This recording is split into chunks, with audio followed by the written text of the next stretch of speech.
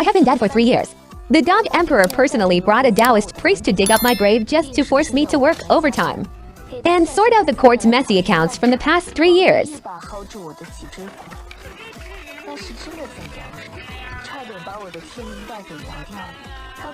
I stared at him, feeling deeply hurt.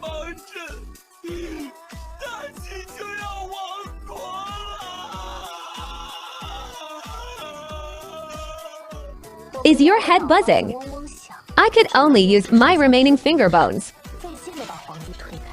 and rub them in disgust on my sleeve. He looked at my ribs. Your Majesty, I have been dead for 3 years. A dead person has no obligation to work overtime for you. After saying this, I peacefully lay back in my coffin. Please, Your Majesty, when you leave, help me close the lid. The Dog Emperor refused to let me rest, tightly gripping the edge of the coffin. You living people really have no heart.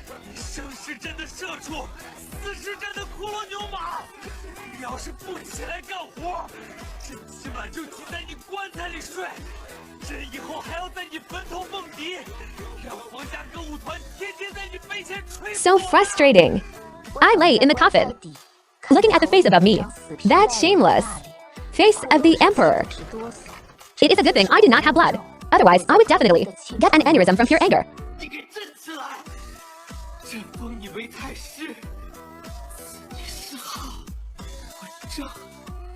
Zoom in. What is the use of burning paper money for me?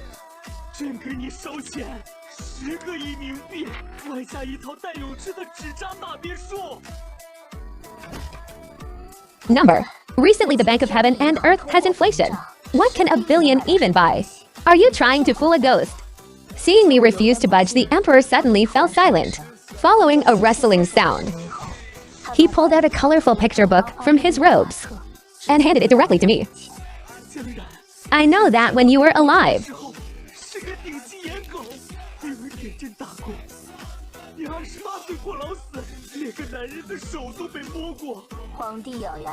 You like this stuff, so I specially found it for you. Drawn by the best artist in the west of the city.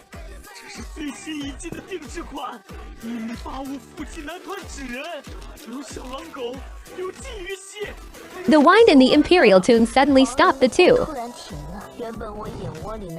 Deep green ghost fires in my eye sockets. In that instant, made the coffin fall into a deathly silence. After freezing for a long moment, a pale skeletal hand slowly reached out from the coffin and firmly made an okay gesture in mid-air. I have been dead for 3 years. The Dog Emperor actually dug up my grave to make me work overtime to audit the court's messy accounts from the past 3 years. The attendant tremblingly pulled out a fire starter. While lighting the fire, he muttered to himself.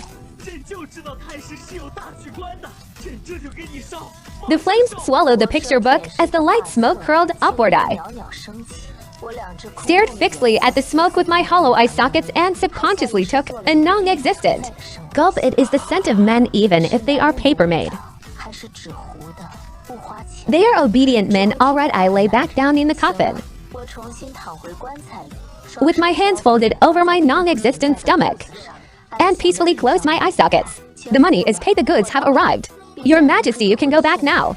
Hearing this, the smile on the Emperor's face instantly froze. He rushed over and almost snapped 2 of my ribs. You are not going back to work. I swatted his hand away in disgust. What is the rush? Haven't I already started working? I pointed at the 4 wooden-like paper men in suits. Go review the memorials in the Imperial Study and leave one to attend to me. The Emperor was dumbfounded.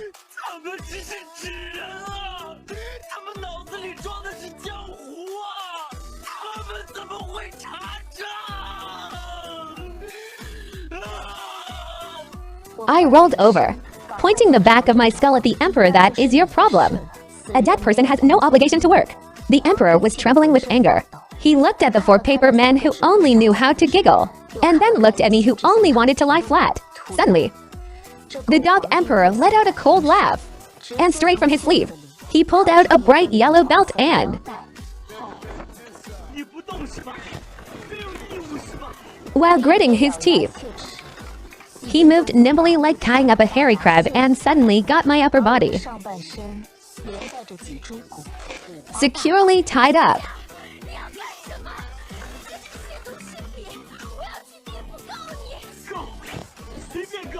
The emperor carried me on his back just like Jubaji carrying his bride, recklessly running toward the imperial palace. What nonsense is this?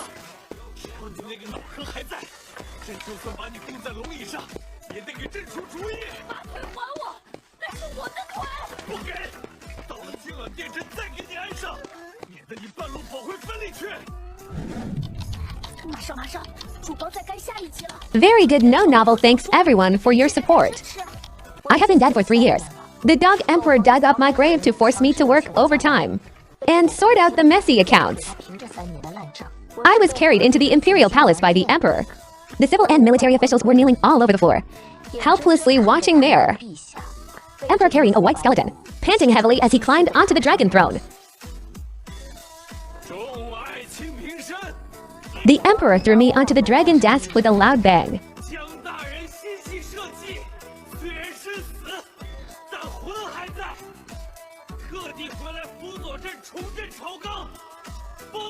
Besides the rattling of bones, the faces of the ministers below all turned green.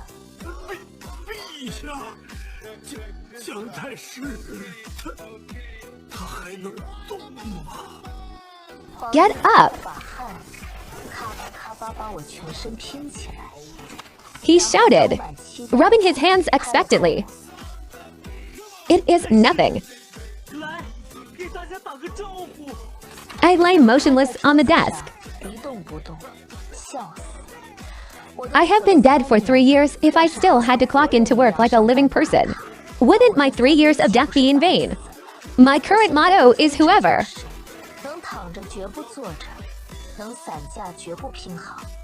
Seeing that I was not moving, the emperor got angry, leaned close to my earbone, and said in a low voice,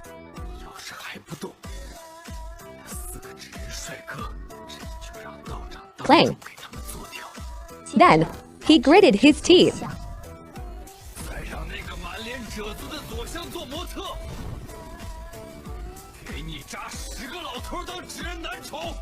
The ghost fire in my eye sockets instantly flared up despicable.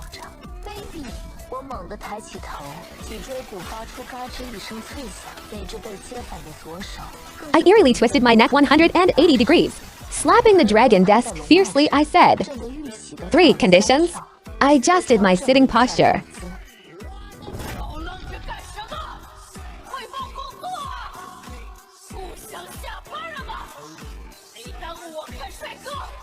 No, wait. The entire grand hall was completely silent.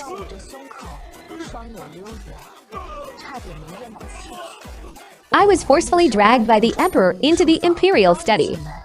As soon as I entered, I was shocked by the sight before me. My jaw nearly dislocated as I pointed at the mountain of crumbling memorials. Your Majesty, did you bring all the capital's memorials from the past 3 years and pile them all here?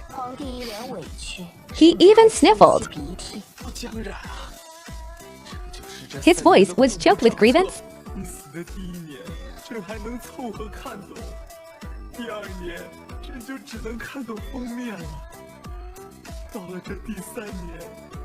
The emperor casually pulled out a book, spread it open in front of me, and said, look at this.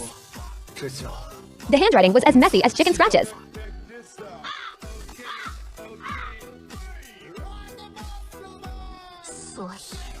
Are you trying to tell me that the great chef financial system I worked so hard to build has become like this?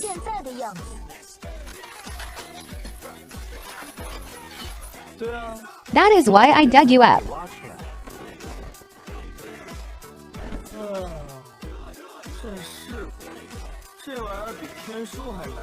I do not even want to look at this. It is a total mess. I turned my head and walked away. Whoever wants this job can take it. I do not care about this mess. Seeing this, the emperor dropped to his knees with a thud, hugged my only remaining leg bone and skillfully threw a tantrum. You cannot leave. I will not let go. The Great Jie Empire cannot live without you. Wah. You.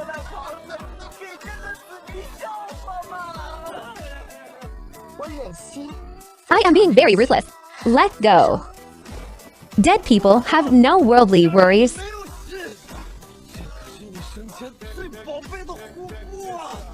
Are you just going to watch it turn into a garbage dump? That sentence really pierced my heart. I looked back at the mountain of account books that were even fermenting. Seeing that I had stopped moving, the emperor quickly took out an abacus from his robes. It was made of pure gold, but it was polished smooth by him playing with it.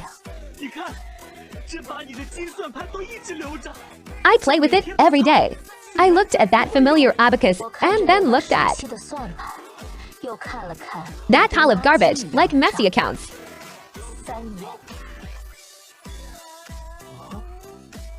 In just 3 years, you guys turned the Ministry of Revenue I spent 10 years organizing into this. What is that pile? If I am not mistaken, that was the fund originally allocated to the Ministry of Public Works that year. Why is it mixed in with the Ministry of Rights procurement list? The emperor blinked his eyes, looking completely innocent. Procurement list.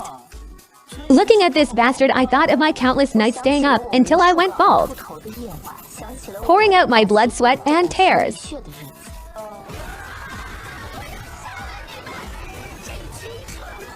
I grabbed a memorial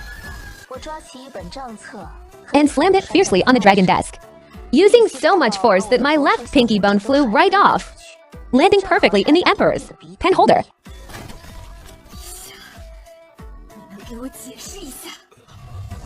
This is terrible.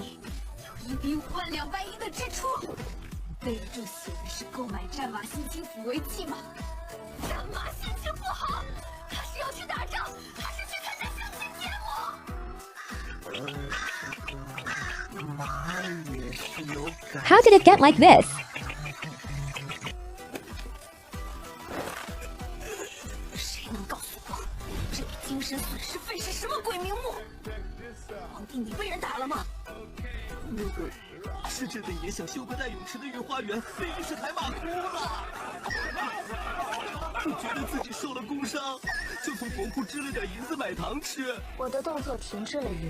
I shook my little bones, my hollow eye sockets.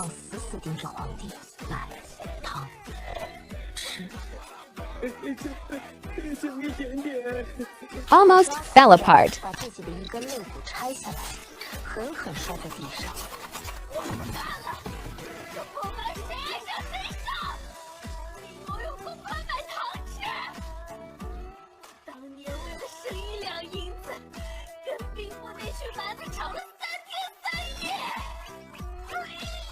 Spinning in circles anxiously.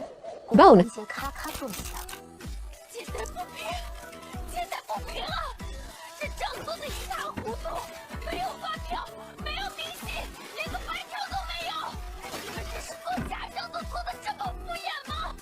I held my skull with both hands and desperately shook my non-existent brains.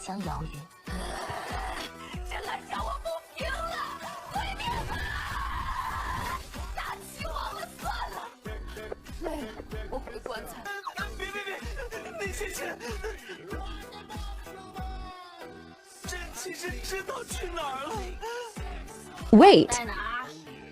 That. 2 years ago you got obsessed with cultivating immortality and bought a lot of elixirs. I looked at him quietly. The ear froze. I slowly pulled out the pinky bone stuck in the pen holder, put it back on, and then rotated my wrist a bit. Your Majesty, what should I say to you?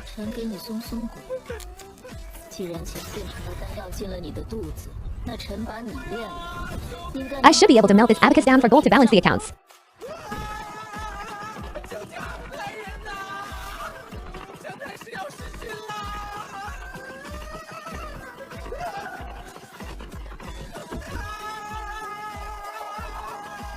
My skeletal hand tightly grabbed the collar of the Emperor's bright yellow dragon robe and lifted him up. The Emperor's eyes bulged so much they almost popped out.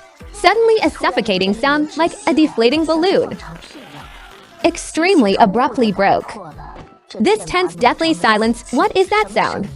I turned my head sharply, only to see the 4 paper men I had sent to work. Especially the little wolf dog paperman who went to audit the Ministry of Revenue. His originally upright wolf ears were now hanging limply like 2 pieces of torn cloth. His chest muscles collapsed at a visible speed. His whole body instantly went from 3D to a crumpled piece of 2D paper. The Emperor looked terrified.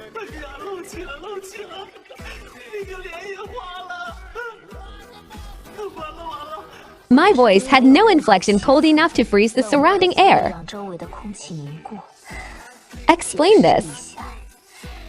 If your explanation does not satisfy me, I will fold you into a paper crane along with them. The Emperor felt the cold aura radiating from me. Taking advantage of my distraction staring at the waste paper, he slipped right under the desk. He curled up into a ball, his eyes full of the fear of an impending beating. Didn't I tell you it is a technology driven by Ghost Cha? The messy accounts from the 4 ministries are just too much, they directly ruined them.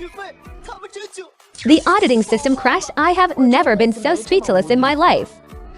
I watched helplessly as the other 3 paper men also began to crazily melt like wax figures. My ribs were about to explode from anger. I fiercely slammed my palm on the dragon desk, and the inkstone shattered in response. I leaned down and poked my fleshless skull face upside down under the desk. You mean because of you?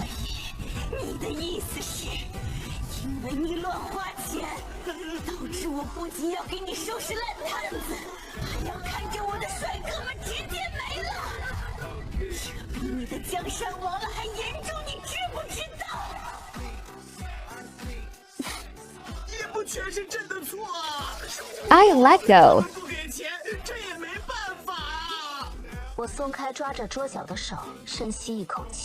I raised my head and looked around the room at the mountains of messy accounts covered in wild cursive. Finally, my gaze fell upon that pile of once pleasing, but now horrific waste paper. My mood strangely shifted from furious to calm, a kind of desire too. Originally, I just wanted to bury these papermen and be done with it.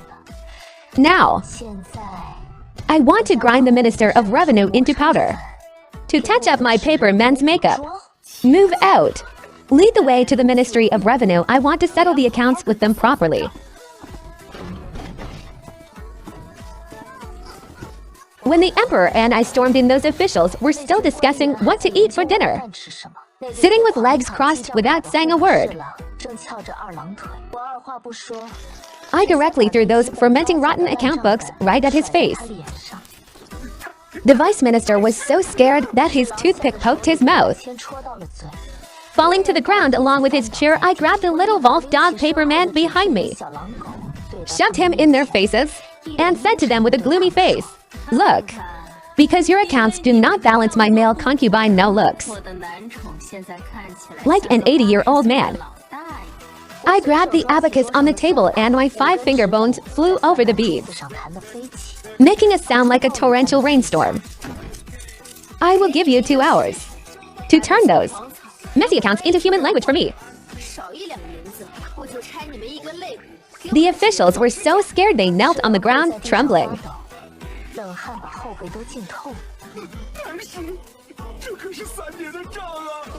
I will not waste any more words. I grabbed my left wrist with my right hand and with a crack, my left hand shot into that pile of account books. The moment it landed, it frantically flipped through them so fast it was just an after-image. This little hand has a bad temper if it finds fake accounts. It will take action itself as soon as I finish speaking. My left hand suddenly jumped out of the books with a crisp slap, fiercely giving the Vice Minister of Revenue a slap.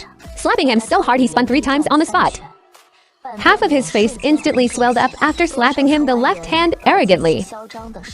Raised an index finger pointing at one of the lines to let me see. 50,000 taels for warhorse psychological comfort. What horse is in such a bad mood to need this much silver?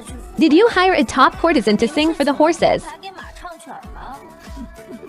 Spit it out.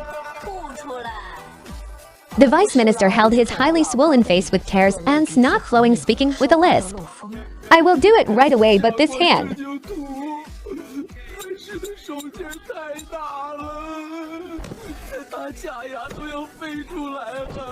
Stop hitting. Watching those officials crawl away to move the treasury silver, my left hand seemed.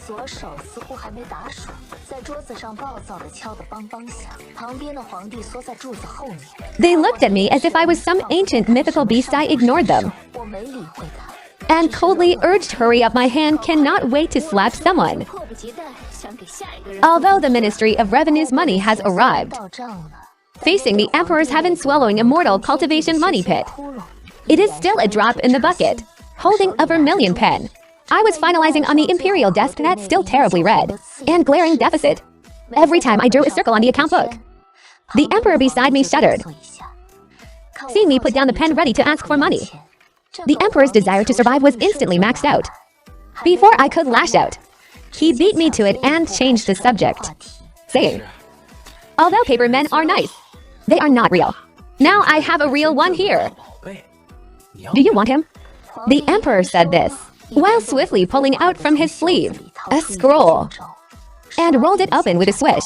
The speed was so fast, as if a second slower he would be devoured. The great general of the Northly Li. This is a stunning beauty. He is the pillar of Daqi's military generals. Bullshit. I remember on the Ministry of War's roster, this guy seems to be a troublemaker, although I complained verbally. When my gaze landed on that painting, it honestly paused. Human anatomy. The proportions of this waist, compared to my papermen who can only be looked at and not touched, he indeed has a bit more vibrant wildness. I reached out my finger bone and gently tapped the person in the painting. The painter did not fake it right. No beauty filters right. If the real person looks different from the painting, even if it is the crime of deceiving the Emperor, I will flip your skull open. Li Li is a true warrior. His actual self is even better than the portrait. Those muscles are so hard they could snap a sword edge. Hearing the Emperor hype him up like this, my nature as a face lover could no longer be suppressed. Such fine goods. It is indeed a pity to leave him at the border to catch the cold wind. Where is he? Bring him up for me to inspect the goods. Now. Nonsense. Are we waiting for the new year to eat apples? Then let him come back. What is there to fear at the border? Issue an urgent gold medallion. Make him ride back overnight. Are you the Emperor or am I? You do not even have this little bit of deployment power. The Emperor's expression at this moment suddenly became very colorful. Like he had been constipated for 3 days and suddenly got food poisoning. He hemmed and hawed, his eyes looking for a crack in the ground to hide. He cannot come back. What do you mean he cannot come back? Are his legs broken? Or did he elope with a barbarian princess? I casually picked up the Ministry of War account book I had not finished reading. Rustle, rustle. The more I read, the more my anger rose. The Ministry of War's accounts are even more outrageous than the Ministry of Revenues. What helmet polishing fee? Warhorse manicure fee. Finally, I turned to the appropriation records for the northern border. Blank. A full half year of blanks. He is, as you can see, generally has been eating sand at the border for half a year. I heard he is now skin and bones. The Xiaozhou barbarians are still attacking. Crying. Is the Ministry of War a bunch of idiots? The Minister of War said, since they are going to die in battle anyway, shipping rations over would just be a waste to the barbarians. It is better to save it for the capital's honor guard, to exchange for some new-style banners. Exchange your head. Die in battle. Who allowed this? Did it get my approval? Trembling with anger. Fine. I think that Minister of War is quite suitable for that coffin. The Grand Tutor means I snatched the painting away and carefully put it into my sleeve. As I turned around, the murderous aura on my body shattered the teacup on the desk to pieces. Hang that piece of trash Minister of War up on the city wall for me. I am going to the border. I am going to feed my general back to health. That night I confiscated the Minister of War's house, turning it upside down.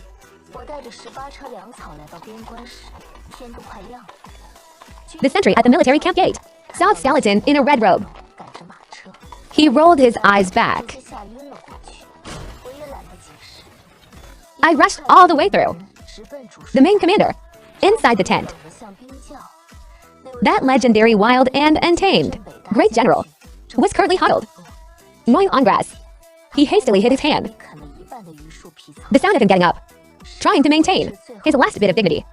His hand was trembling so much he could not hold it. Strong.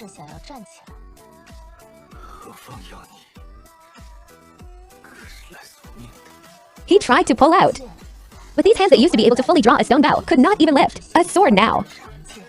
Clang. It fell to the ground. I walked quickly towards him. Like magic, I took out 4 roast chickens, roasted ducks. I am here to take you in. Taking advantage of him opening his mouth to curse, I grabbed and roughly took the roast chicken, stuffing it into his mouth. General Lee, by this sudden, was completely dumbfounded. Those eyes full of murderous intent instantly turned into confused puppy eyes. Watching him eat meat, I walked a circle around him and even reached out to squeeze him. Damn it. There is not even a little of meat left. Bad review. The soldiers outside the tent had long smelled the meat, their eyes glowing green with hunger. I quickly had someone take those 18 carts of rations. Suddenly from outside came the deafening sound of galloping hooves. A stray arrow pierced through the tent, right on target, and got stuck right in my ribs. It got stuck, followed by loud blaring of war horns. General Lee's expression changed. He grabbed the sword on the ground and rushed out, but was slapped back into his seat by me. Didn't you see my general is eating? I pulled out the arrow on my ribs and casually threw it away. Angrily lifted the tent flap, only to see barbarian cavalry screaming and charging over. Less than 100 meters from the camp, I stood outside the tent with my hands on my hips. You are shameless, right? How dare you delay me from feeding my man? I will turn you all into fertilizer. The barbarian soldiers saw a red robed skeleton standing there, and all froze in place. The front rows. Horses were scared weak in the knees.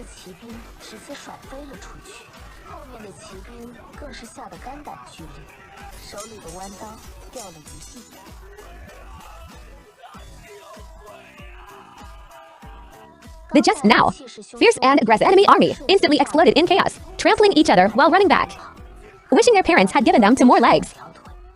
I stood there, watching the enemy's pathetic retreating backs, and gave a cold snort, then looked back into the tent, still holding the roast mutton, staring blankly. What are you looking at? Very good. My harem is finally saved.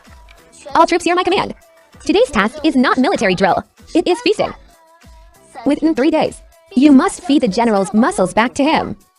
If anyone dares to eat 1 bite less, I will take him away. After the military general had been fed into a muscular hunk who could punch a cow to death, I returned to the court fully satisfied. On the carriage back to the capital, I pulled out from the cracks in my ribs the scroll the emperor gave me back then. The first page of the scroll is the great general of the north, but on the second page, what good stuff is hidden there? Full of anticipation, I slowly unrolled the second half of the scroll. As the painting unfolded, a man dressed in a snow-white official uniform, holding a book in his hand, leapt vividly onto the paper.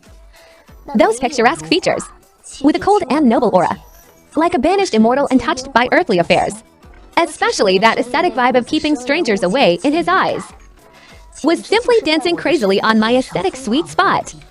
Beside the portrait was a line of notes.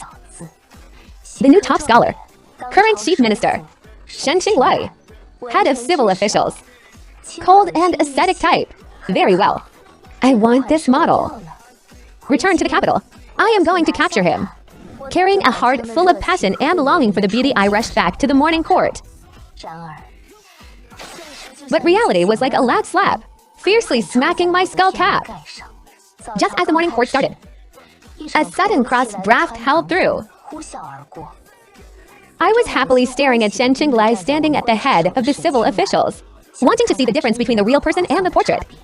As a result, the wind lifted his seemingly flawless sideburns. Time seemed to freeze at this moment. I clearly and unmistakably saw that the hairline on his smooth, full forehead had actually receded compared to the portrait in my hand by a full 2 centimeters. That is not just 2 centimeters. That is a collapsed load-bearing wall. That is the Maginot Line of human attractiveness. Your Majesty, what is going on here? Is the Chief Minister cultivating immortality? Why do I feel like the top of his head is glowing? You might not know. The Chief Minister is overworking for the country. The Chief Minister has a strong sense of responsibility. Even to the point that his eyes are as dark as a panda's.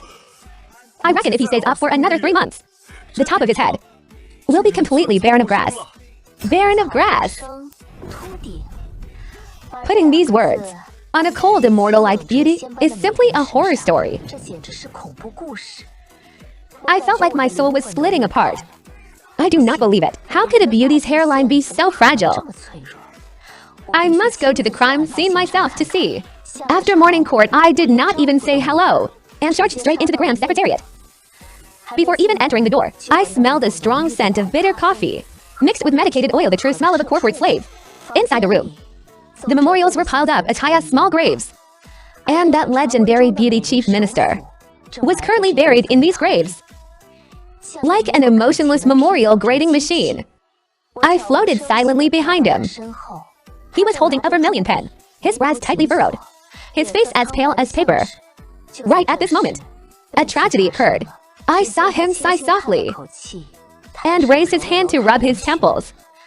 With that careless movement of his, a long, dark, and shiny strand of hair floated lightly, and as if in slow motion, slipped from his fingertips and fell silently onto that memorial full of nonsense. At that moment, I seemed to hear the sound of a collapsing skyscraper. This single hair seemed light, but it smashed into my heart with the weight of 1,000 pounds. What fell was not just the face of Dacha. It was my source of happiness. Unbearable. Looking at this haggard face devastated by work, this peerless beauty with heavy dark circles, a surge of uncontrollable anger rushed from the solace of my feet straight to my skull. I reached out and picked up that fallen hair, holding it in my palm like a precious treasure. Then I abruptly turned my head to look at that pile of mountainous garbage memorials. Is this work? This is naked murder. Those old fogies writing nonsense. They are using your hair as a sacrifice to heaven. This is outrageous. Tomorrow morning, the air pressure in the Golden Throne Room was so low you could wring water out of it. I did not sit in the Grand Tutor's chair, but stood directly on the armrest of the Dragon Throne, holding those few memorials of nonsense as thick as bricks. The civil and military officials below seemed to sense something, shrinking their necks, even breathing carefully. Minister of Rights. Let me recite this for everyone. This 5,000-word essay on the shape of auspicious clouds and its micro-relation to His Majesty's mood. Besides wasting paper and ink, what is its use? Are you writing a memorial or an immortal cultivation novel? This is all my humble loyalty. Loyalty. I think you have a black heart.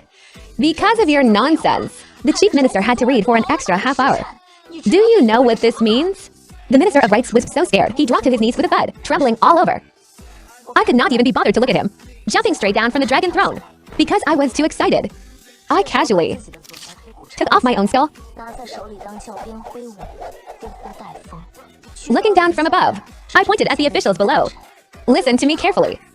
From today on, I, the Grand Tutor, established 3 iron laws. Whoever dares to disobey.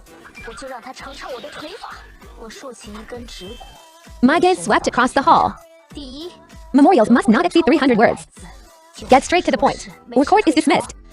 Whoever dares to write nonsense to pad the word count, I will smash their head. Physically smash it. The minister's hearing the sound of my skull slicing through the air uniformly covered their own heads. Second, no talking to the Chief Minister about work after hours. Otherwise, I will go sing opera at your bedside.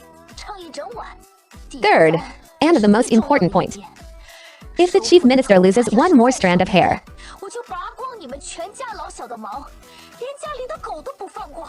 do you understand? The whole hall shouted. almost shaking the roof off. Shen Qinglai, who had been silent all along, slowly raised his head. A pair of eyes with faint dark circles. At this moment, his eyes unexpectedly sparkled with an unprecedented light. He looked at me, as if looking at a savior descending from heaven. Grand Tutor, rectifying the court, is for the sake of dacha, is for the people, right? Looking at his solemn and deeply concerned face, I felt a strong sense of disappointment in him. This child. How did studying make him so silly? Number. You think too much. What does Daki's administration have to do with me? With a click, I put my spell back in place and casually took out from my sleeve some fragrant roasted black sesame, stuffing it directly into the chief minister's hand. My tone became earnest. Shen Qinglai, I am only doing this for your looks. Remember to eat more black sesame and go to bed early. Shen Qinglai froze. He looked down at the warm black sesame in his hand and then looked at my cold skeleton face. The civil and military officials all saw that the always I scold chief ministers, earlobes, actually turned red. I looked at the courtyard, where the fierce general was training soldiers, and the cold chief minister, sitting indoors reviewing memorials. Then I turned to the next page of my Dacha Handsome Men album. That exotic prince with blonde hair and blue eyes, that melancholic temperament, and that high-nose bridge. Just looking at him makes me want to eat 2 more bowls of rice. What a beautiful life. I really have to thank the emperor. The emperor was currently sitting cross-legged on the dragon throne, holding a needle and thread, extremely bitterly, mending the cuffs of his dragon robe. You scared me so much I almost pricked my hand. I want this one. Have him pack his luggage and ship him over. Cannot ship, the emperor said while guiltily picking at his fingers and pulling the portrait back. This is the prince of the neighboring Daqing kingdom. He is here for a marriage alliance. Dacha may not be chaotic now, but it reeks of poverty. You do not even have a decent crystal palace. The prince has a delicate body and cannot endure the hardship here. He absolutely refuses the marriage alliance. Shabby? Despising me for being poor. The air suddenly froze. I looked down at my burial clothes and the emperor's tattered dragon robe and felt incredibly humiliated. I, the dignified grand tutor of Dacha, am actually being looked down upon by a blonde. Isn't it just money? Isn't it just about showing off? Grand tutor. The money in the treasury is only enough for basic needs. To build something as extravagant as a crystal palace. I slapped the back of the dragon throne so hard. Bullshit. Can a living person be held back? Slapping the portrait on the table, the ghost fire in my eye sockets flared. Prepare the carriage. To the imperial mausoleum. The emperor's face instantly turned pale with fright. The sewing kit in his hands clattered and fell all over the floor. Why go there? To pay respects to ancestors. To live off our ancestors. I extremely elegantly adjusted my non-existent collar, making a clicking sound of bones colliding. When your great-grandfather was buried, his burial objects were the richest. Across all generations, we are all dead people, which makes us neighbors.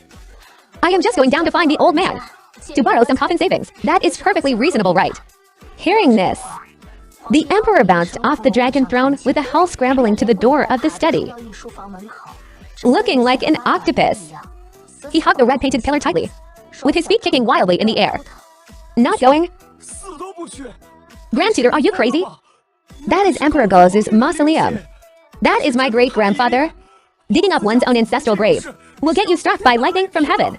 I do not dare. I walked over, grabbed one of his ankles in disgust, and like pulling a radish, tugged outward with all my might. What is there to not dare? When Bao also raised his army back then, isn't it all for the sake of future generations living a good life? Now for the sake of Daki's diplomatic image, I am just going to dig up some of his burial objects. This is called energy recycling. This is deceiving the master and destroying the ancestors. This is highly unfilial. Let go of me. Even if I die on this pillar, or jump down from here, I will not go dig up my great-grandfather's grave. I stopped my actions, thought for a second, and let go of him. Your Majesty, think about the first landmark building Dacha is about to have. Think about it again. If you do not go, I will bury you inside right now. To chat with your great-grandfather. Then can we take a little less? And leave some undergarments for great-grandfather? Midnight. I took the emperor to the imperial mausoleum. The night was dark and windy, with eerie gusts of wind. The emperor carried a shovel on his shoulder, trembling with every step, tightly clutching the hem of my red official robe, while I looked like a hooligan returning to the village for the new year. With my hands behind my back, swaggering along, I walked straight up to the few largest tombs, picked up a bone club, and started knocking on the coffin boards. I casually picked up someone's thigh bone from the roadside and aimed it at that Nanmuwood coffin carved with dragons and phoenixes, knocking wildly. Time to get up. Dear ancestors, dear buried princes and royal uncles, and the dowager consorts and family members, wake up. Dachai is going to perish. Following my shouts, the originally deathly silent graveyard suddenly emitted puffs of green smoke. I saw the largest coffin lid creak open a slit and a puff of smoke floated out of the coffin. This puff of smoke morphed into a translucent fat old man with a face full of morning crankiness. He dazedly rubbed his sleepy eyes. Cut the crap. The current emperor. Who is your grandson? Is so poor he cannot even afford a wife. No, wait. He cannot even afford to marry a prince. Dachai is going to perish. Your incense offerings will be cut off in the future on Tomb Sweeping Day. Just wait to eat dirt. My grandfather. Sigh really. The emperor was kowtowing while trying to hide the shovel behind his back, attempting to clear himself from being an accomplice. How did the empire you left behind become so poor? For the sake of Daki's future and my, prince those treasures hidden in the secret cellar and the ones in your mouths. Hand them all over. In exchange, after Tomb Sweeping Day, I will burn 18 paper models for you. Hearing about 18 paper models, the late emperor's drifting eyes visibly brightened up a bit. But his tone was still slightly sooner.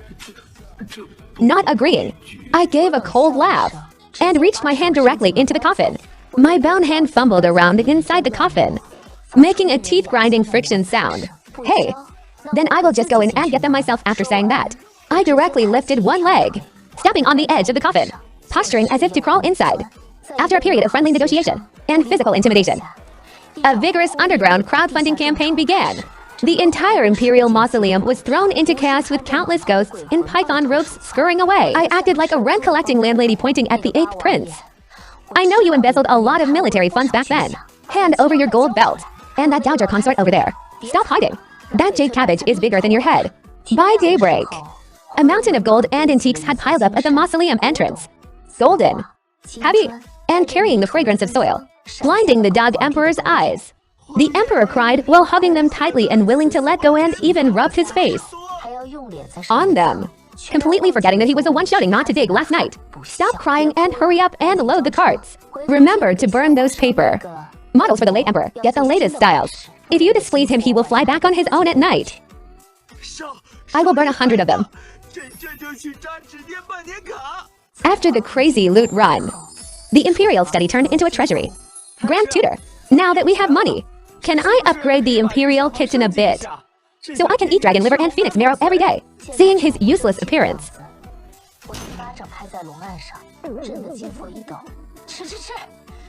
the Prince of Daqin said we were poor as dogs. Are you not going to take revenge? Definitely taking revenge. But having money alone is useless. In the face of capital, pride is just bullshit. I waved my hand, using my superpower of wealth. Within half a month, I turned Daqi's capital into a dazzling all-night sleepless city. To package Dacha as a world luxury center and clear out the palace, I held an epic-making live-stream commerce event. On the city wall, the emperor, with a face full of shame, held up the sweatpants he wore when he was 5. Family. Tonight is the royal exclusive special.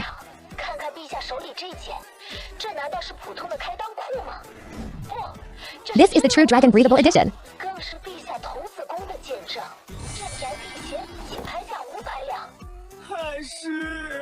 This is really my underwear. I am the dignified supreme ruler. I really cannot bear this grievance. Do you still want revenge? How much is space worth? Hold it for me. Now. Show a vibe of, I am very expensive, and you do not deserve it high-class feel. The emperor squeezed out a professional fake smile uglier than crying, and proudly shook the split pants. This is my personal collection. If you do not know the goods, do not bid. Great. I want those pants. I want it. Rich foreigners threw thousands of gold. The emperor's sense of shame from just now was instantly fed to the dogs. His brain evolved. Grand Tutor, 1,000 taels. Do you want this foot basin? The socks I just took off yesterday are still scattered at the bedside.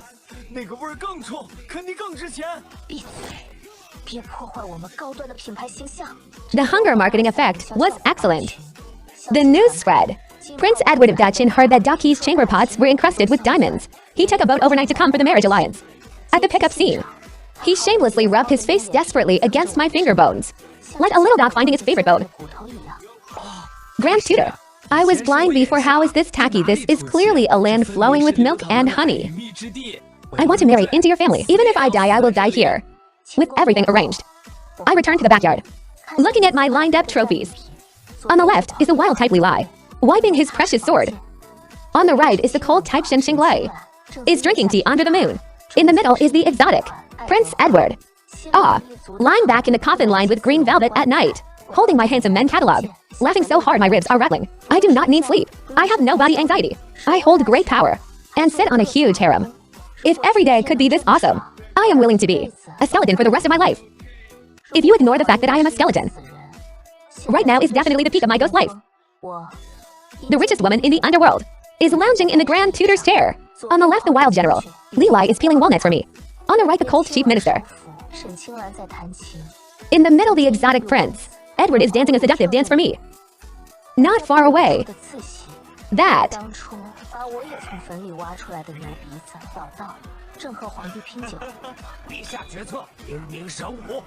old Taoist priest who dug me out of the grave is fuming with jealousy. I rolled my eyes at him. Quack. Who told you to make me work overtime?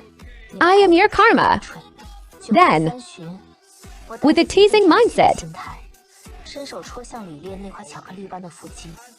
But the moment my fingertips touched his ABS, a strange, scalding hot, and slightly bouncy sensation exploded from my fingertips, shooting straight to the top of my skull. Temperature. I have sensation.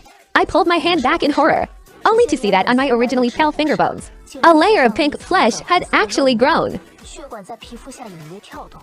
And it was at a speed visible to the naked eye, growing skin and flesh. My voice trembled. Before I could recover, the chilly feeling on top of my head disappeared, replaced by a heavy and stuffy sensation. I touched it. It was all hair. Smooth and thick black hair. I rushed to the bronze mirror. The skeleton in the mirror was gone, replaced by a rosy-cheeked, delicate-featured, hot-bodied living person. I let out a miserable scream. I actually grew hair. The emperor was scared by my scream and hid under the table, his body trembling violently. Grand Tutor looked quickly. Is this a zombie resurrection or a mutation? The old Taoist priest stroked his beard, dancing wildly with joy, smiling even more despicably than me. The old Taoist priest said, my soul-locking array from back then is indeed amazing. Grand Tutor, because you saved the country and accumulated profound merit, heaven is rewarding you by letting you rebuild your physical body. Who wants to come back to life? Did you get my permission? You old Taoist, you schemed against me. I grabbed my hair in a breakdown. Do you know how tiring it is to be human? I have to eat. I have to lose weight. I have to do skincare. I have to prevent hair loss and suffer from period cramps and get wrinkles.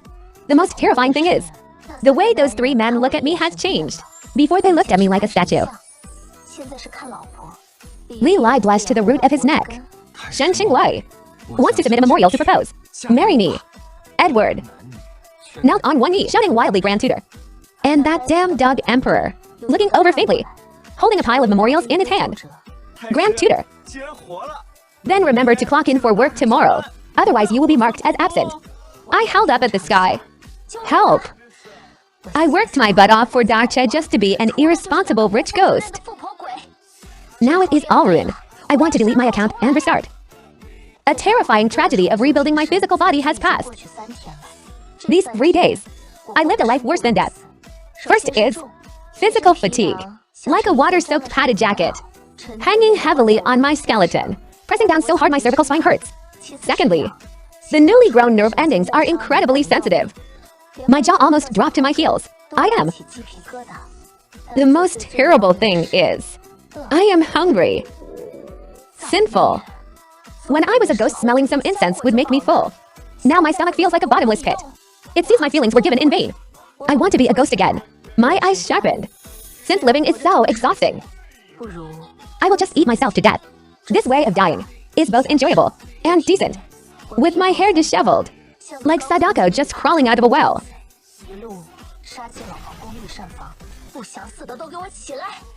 Bring up everything edible. I want a Manchu Han Imperial feast. The several chefs on night watch nearby were so scared they dropped their knives. The Imperial kitchen was in total chaos. Very quickly, a table full of color, aroma, and taste. A fragrant feast was placed in front of me. Large pieces of braised pork, crystal clear, and steamed fish. That seems to glow. Now this is more like it, carrying my longing for death. I picked up a piece of braised pork, fiercely, without leaving any room for regret, and took a big bite. What kind of biochemical weapon is this? A mixture of raw meat stench, rust, and the smell of aged dirty dishwater, kicked straight into my skull cap. I feel like I am chewing on a stiff smelly sock that has been soaked in a dry latrine for a whole year.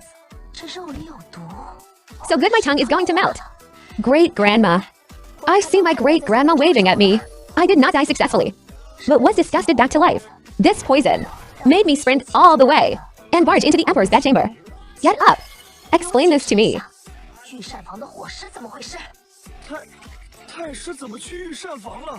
I did not. How did you know you were eating crap? After the late Emperor passed away, he dismissed all the real chefs. The current Imperial chefs are all my royal secret guards in disguise. What? This is even more toxic than arsenic. What on earth do you usually eat? Seeing that I was hungry, the dog Emperor fumbled from the head of the bed to the foot, but still could not find anything, and even took out a half-eaten xiaobing. I sighed looking up at the sky, snatched the half-eaten xiaobing he took from under his pillow, just wanting to eat a decent meal. Is it really that hard? Looking at the Emperor's punchable face, I figured if I want to get full decently, I still have to rely on myself. So overnight I had the fat chef from Zurixian restaurant tied up and brought into the palace to teach them how to cook. If they cannot learn, you will all go into the pot together. We can be killed, but not humiliated.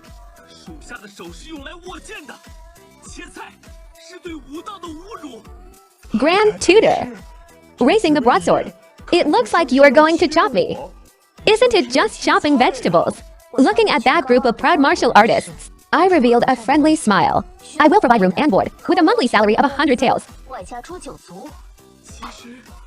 I have had a dream of being a chef since I was young. Please make it come true, Grand Tutor. And so chaotic teaching session began. Chopping green onions. Let's start from chopping green onions.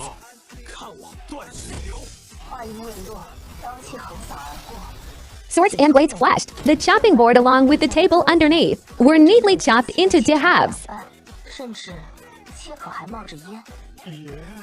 I said chop the onions, not demolish the house. Kneading dough requires a balance of hardness and softness. Iron head skill. This bro channeled his iron head skill, crazily smashing the dough, making a loud noise like a pile driver. Are you treating the dough like the murderer of your father? The dough was indeed softened by his smashing, but I suspect, inside that dough, his brains were mixed in. Finally, after going through whatever,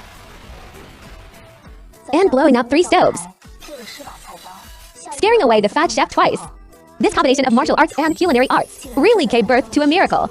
The Kung Fu stir-fried pork was brought in front of me. If I still throw up this time, I will turn you into bar snacks. The moment it entered my mouth, I burst into tears. Good.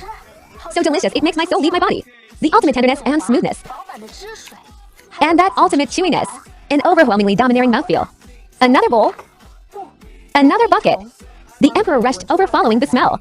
With his mouth stuffed, he said, weeping bitterly, my imperial chefs are actually this capable. What kind of pig slop have I been eating these past few days? Pass down the order. Implement this across the empire immediately. All martial artists must come cook for me. The emperor immediately ordered to promote Kung Fu Kitchen across the world. Martial arts experts forced major restaurants into frantic competition to improve their quality. Dacha also instantly became the culinary capital of the world. With a loud bang in the sky, the old Taoist priest made a flashy entrance. Grand Tutor, because you promoted the culinary revolution, your merit is boundless.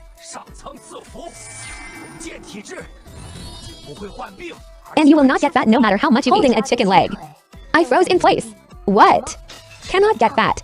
I was crazily binge eating to stuff myself to death, or to get high blood pressure or something. To die young. Now look. Giving me a forever slim and healthy body. What is the use of me having this chicken leg?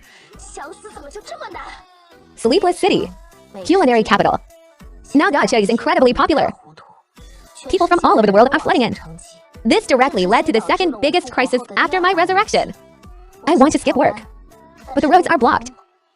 One morning, I looked at my radiant self in the mirror, and the face that absolutely will not die, and decided to give myself a sick leave without reason. I swaggered into my boy band palanquin, preparing to go to the hot spring villa in the West Mountain outside the city. Order.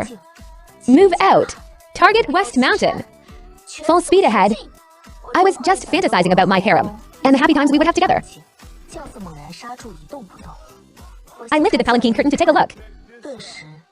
My blood pressure spiked. Good heavens. A sea of people. A long queue lining up to buy Kung Fu buns, even extending past the city gates. On the left, the carriages entering the city are blocked completely solid. On the right, there are even monkey tamers and street performers, surrounded by a crowd cheering. The whole street is completely blocked. I sulked in my palanquin. For a full 2 hours, I did not move a single inch. Watching the sun reach directly overhead. The morning court should be dismissed by now, and I am still on the road eating dust. Just destroy it all. This crappy job. Whoever wants to do it can do it. Just then,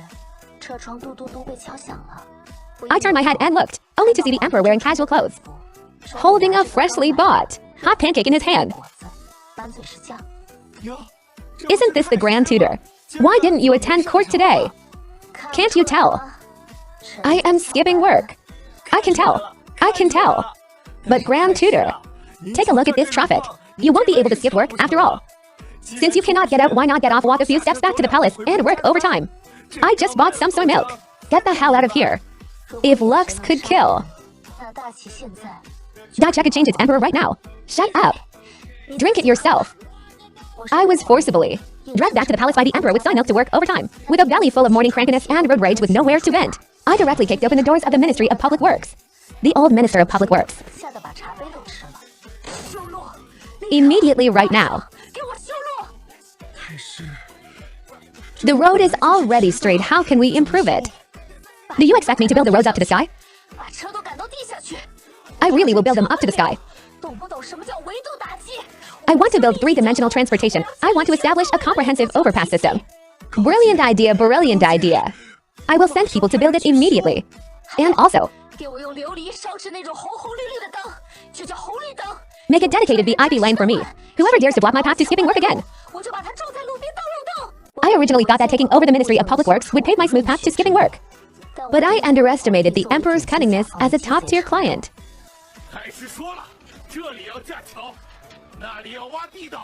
He actually on the traffic lights covered them all with dog keys commercial advertisements. Your Majesty, this is the road the Grand Tutor built for the people's livelihood. Are you stupid? Will we even be able to catch him then? When the time comes, he will step on the gas and run to the ends of the earth. Damn. Who is going to clean up this mess of mine? Are you going to do it? Then what should we do? Are we not building roads anymore? Change to building traffic relay stations. And add a courier service. He wants me to work online 24/7. I am going to make him have nowhere to run. Early the next morning, before I even woke up, I was awakened by deafening noise. Am I surrounded? I climbed over the wall to take a look. Good heavens. For 10 miles around, the Grand Tutor's mansion is completely blocked. The ministers brought all the official documents here, lining up to wait for the Grand Tutor to stamp and approve them. Fine playing dirty with me, right? Trying to make me work overtime 24/7. Since you are ruthless, do not blame me for being unrighteous. I will let you know right now. The murderous aura radiating from me is about to spit fire. Take all the giant catapults in the armory and those under construction. Bring them all out for me. Are we going to war? Such a big deployment. Who are we fighting? The Imperial Palace. I am going to transform them into the capital's extreme speed delivery towers. The Emperor is still reviewing memorials. He said he will decide which brothel to visit later.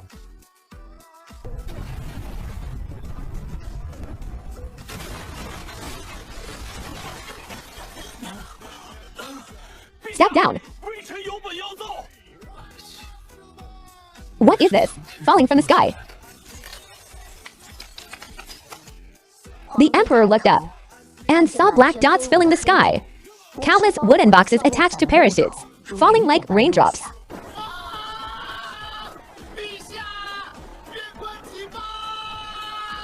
Your Majesty, your Malatang has arrived. Please sign for it.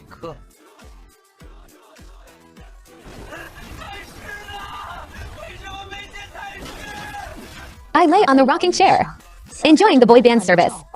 The miserable screams from the Imperial Palace in the distance became the best background music for me. What a wonderful sound. Before I was panicked while stuck in traffic. Now it is. People flying in the sky. Grand Tutor. It seems a minister over there flew off course and got hung up on our tree. Bounce him back. Tell the operator, if anyone dares to fly towards me again, I will launch him to the Emperor too. As long as the mind doesn't slip, there are always more solutions than difficulties. Boss. All sliced and ready. This is the Empire conquered for you. Inside the Imperial Palace, the Emperor was covered in bandages, looking at the ministers flying in non-stop. His eyes hollow. I want to take a vacation. I do not want to build anymore. As a top-tier corporate slave forced to resurrect, my only bottom line is that rest days are sacred and inviolable. Even the air smells of freedom. Just as I was about to enter dreamland, a frantic knocking on the door sounded like a death warrant, accompanied by a eunuch's extremely piercing death-like voice. Grand Tutor, received the Imperial Edict. I instantly bounced off the bed, standing up, my hair messy. And my eyes could kill which suicidal idiot dares to announce an edict this time. I am going to hang him on the city wall to dry. His Majesty has decreed to strengthen the court's Wolf Pack culture. Tomorrow at 5 AM at the West Mountain Hunting Grounds, we will hold the Royal Autumn Hunting Team building event. Everyone must participate. Those who are late will have 10 years of year-end bonuses deducted. 5 AM team building. Is this an underworld plan that a carbon-based organism can come up with? Does he think I can tolerate this? I grabbed a hammer and fiercely hammered away at the door. Clang, clang, clang. Nailing the door tighter than a coffin lid. Go back and tell the Emperor. The Grand Tutor has suddenly contracted a severe illness called autumn hunt allergy. It is fatal upon seeing sunlight. Whoever dares to force me to get up early for team building, I will die right in front of him. The kind where the body goes completely cold. I thought this would deter him. But half an hour later, this dog Emperor actually took a megaphone and stood at my door howling. Grand Tutor, I know you are home. Open the door quickly. I stayed in the room, burying my head under the blanket. I would rather die than open. Grand Tutor, as long as you go, I will reward you with 10,000 taels of gold. I am so poor now that I only have money left. Do I look like someone who lacks money? I lack sleep. I grant you a death exemption gold plaque. I have already died once. I even find this thing too thick to use as a table leg wedge. Get lost. The Emperor sighed, and his tongue suddenly became extremely sleazy. Oh my. If the Grand Tutor does not go, it is truly a pity. This was all arranged for the Grand Tutor's own good. I heard that. This time in the hunting grounds there appeared a top-tier wild man. Hearing these words, my ears twitched uncontrollably. The blanket was secretly lifted a crack. Running in the mountains all year round, those muscles. The lines are even better than a sculpture. The most important thing is, he is wild and untamed, never having worn a top in his life. Just imagine, that bronze skin, that sweat flowing down his chest muscles. He is simply walking hormones. In that instant, my brain automatically generated a 1080p high-definition image. Muscles, wild, shirtless. Isn't this just my? It's a pity. If we do not catch him soon, he will be snatched away by that lustful princess from a neighboring country, with a warlike and nuclear explosion.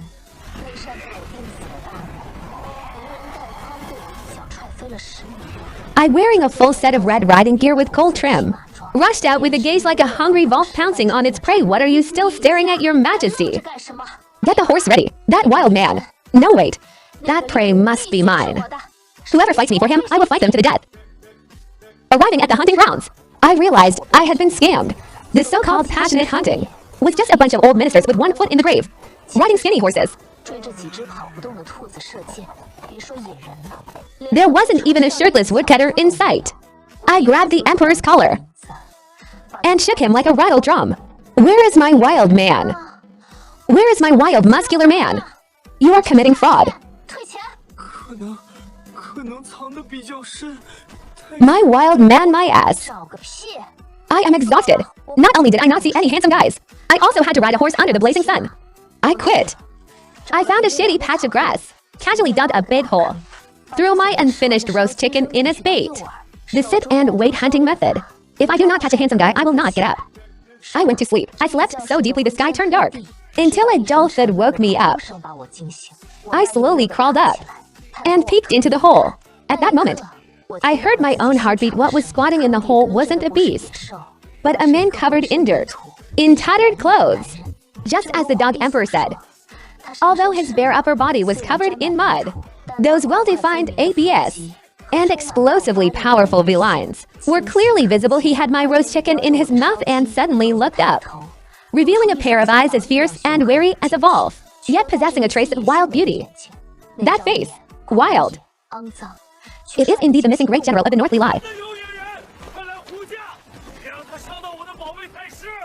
This is the enemy nation's top assassin who has been on the run for 3 years. Oh heavens! Such divine calculation. To actually catch the most wanted criminal with just one roast chicken. This is a great merit. Grand Tutor is mighty. Grand Tutor, this is Jam Tai Gong fishing those willing take the bait. You will be heavily rewarded for this. This kind of dangerous element must be thrown into the heavenly prison or executed immediately. I simply did not hear what they were saying. My eyes were fixed on the man in the hole, subconsciously wiping the drool from the corner of my mouth. Isn't this much more appealing than those weak scholars who only know how to recite poetry? Forget the reward. This prey belongs to me. Grand Tutor, this is a dangerous element. I like dangerous elements the most. Tie him up for me, wash him clean, and send him to the Grand Tutor's mansion. I am going to interrogate him all night. The emperor looked at my wolf-like eyes, and his eyes showed pity. Then it is up to the Grand Tutor. Send him to the Grand Tutor's mansion. This man is now officially inducted into my harem. I call him Zihei. The imperial doctor said he damaged his brain in the wild. His intelligence regressed to a 3-year-old. Although he forgot how to march and fight, he excels at being obedient and having a great body. At this moment, Zihei was shirtless, gnawing on a bone in the yard, looking at those perfect muscles reflecting light in the sun. My romantic brain instantly awakened.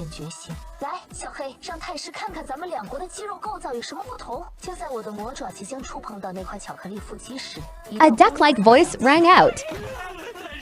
Help! His Majesty is going to be. If the Emperor dies, what does it have to do with me?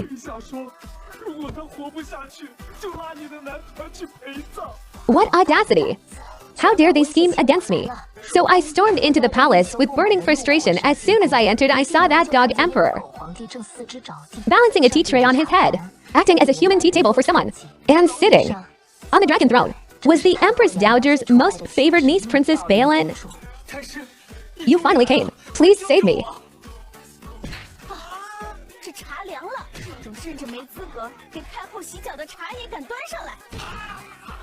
I stepped forward and kicked over the tea tray, splashing tea all over the princess. Then I shielded the emperor behind me.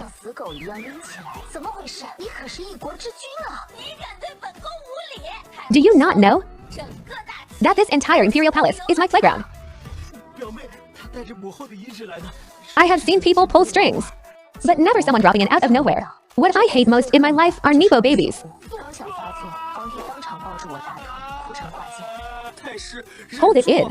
If you anger the Empress Dowager and the Great Prince of the Northwest, I do not want to die. To prevent the Emperor from being deposed, I was forced to attend the welcoming banquet. This woman not only smacks her lips while eating, but also set her eyes on my boy band. Me taking a fancy to them is giving them face. That big guy. Tonight, will wash my feet. This pretty boy. I heard the sound of Lilai crushing walnuts and saw Shin Chinglai's face turn as black as ink. I subconsciously reached for my waist. Damn it. I do not even have a weapon. I shouldn't have pretended to be cultured. Can my explosive temper tolerate this? An embroidered shoe whistled through the air with a piercing sound. The entire hall was dead silent. I hopped on one foot, enduring the chill on my other bare foot.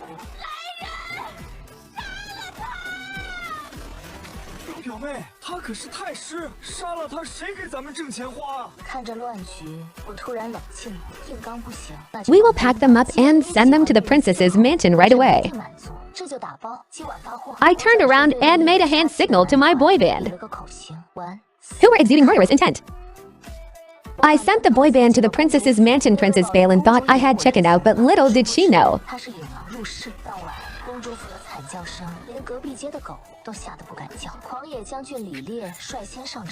The princess lay coquettishly on the bed, gazing at Li Li's back with blurry eyes. Li Li turned around, revealing a sinister smile. Princess, why is your spine as twisted as a winding mountain road? Is it because you harbor too many wicked thoughts normally? He directly applied the bone dislocating technique.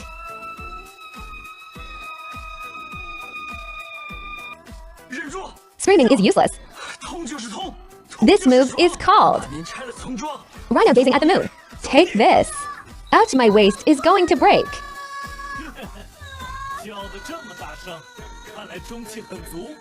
Here is another move. Guanyan sitting on the lotus. When the half-dead princess wanted to comb her hair, the exotic prince pulled out dozens of dark smelly bottles.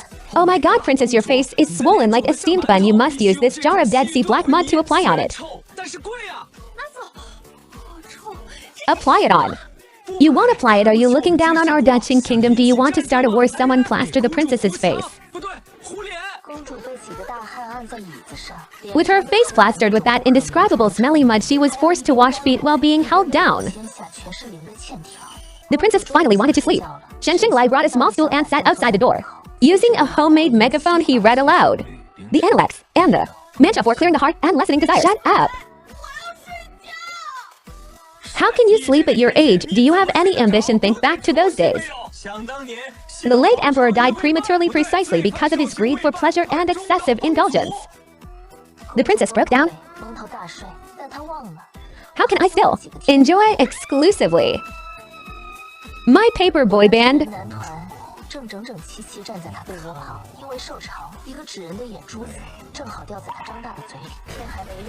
The gates of the princess's mansion were smashed open and a crazy woman with disheveled hair and a face full of smelly mud rushed out.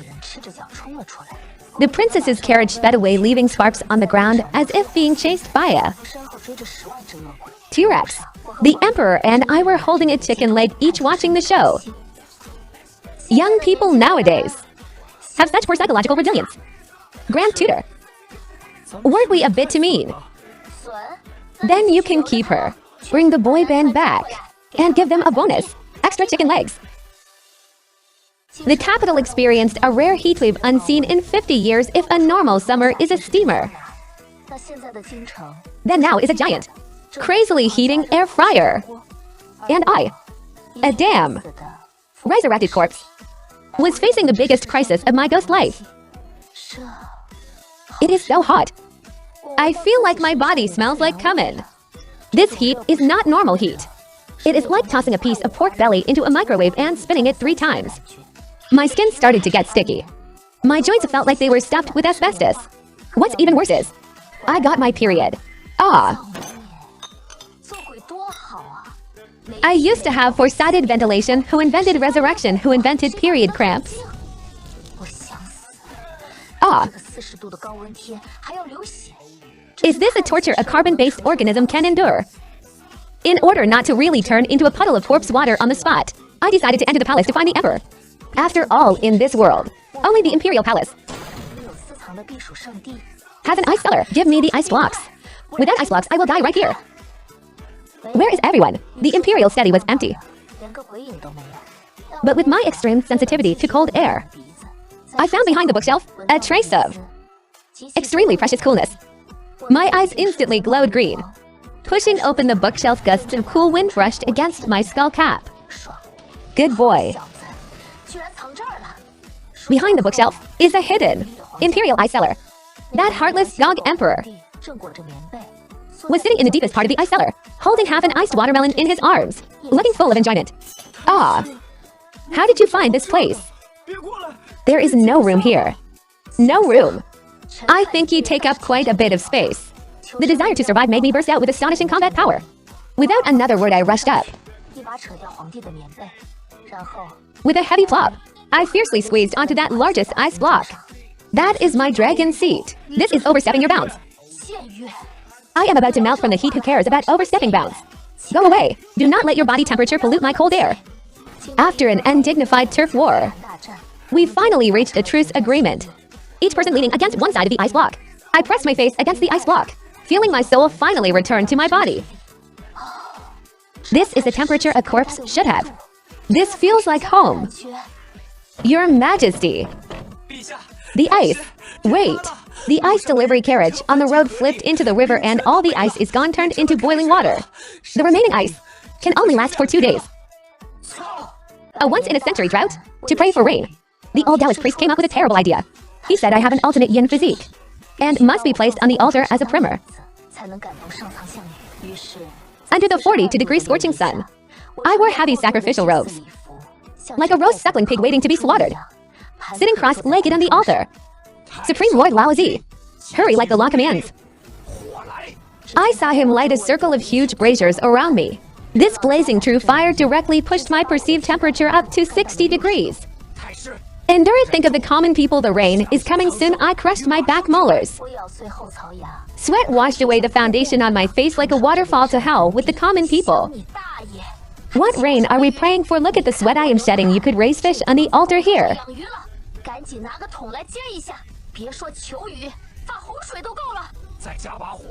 Grand Tutor. It is an energy sublimating my ass. I am about to be medium well. I finally erupted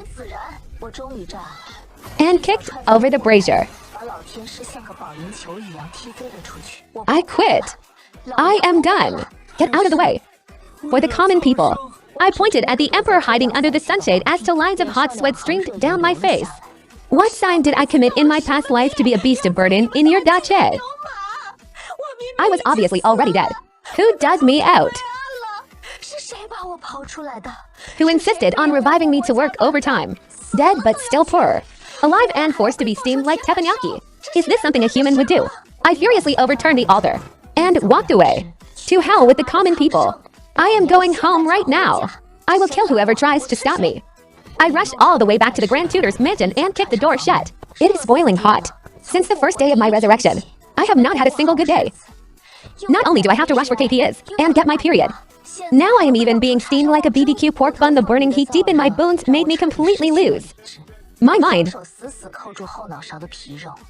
My hands grabbed onto it like catching the root of all evil. Wearing this flesh suit is both hot and stuffy. Even for just 1 second, I really do not want to be a human anymore. Before my words even faded, I tugged hard with both hands. With a pop, this heavy human skin slid down to my chest with a swoosh and extreme smoothness. This feels so refreshing. Grand Tutor, I know I was wrong. Let's go to the Imperial Mausoleum to escape the heat. I just went and tested it out.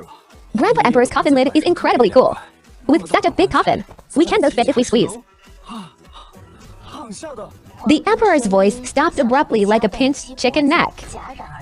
Standing right before him was a bear skull, with human skin hanging around the neck like a hoodie hood. Monster, Your Majesty. This time the Emperor fainted very crisply. His eyes rolled back, hitting the ground straight with a heavy thud.